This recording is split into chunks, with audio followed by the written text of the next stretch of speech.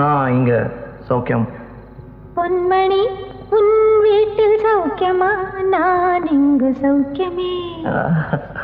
உன்னை நினைச்சு பார்க்கும்போது கவிதை மனசுல அருவி மாதிரி கொட்டுது.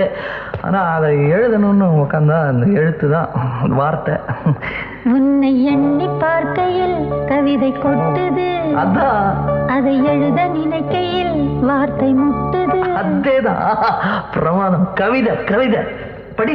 கண்மணி அன்போடு காதலன் நான் எழுதும்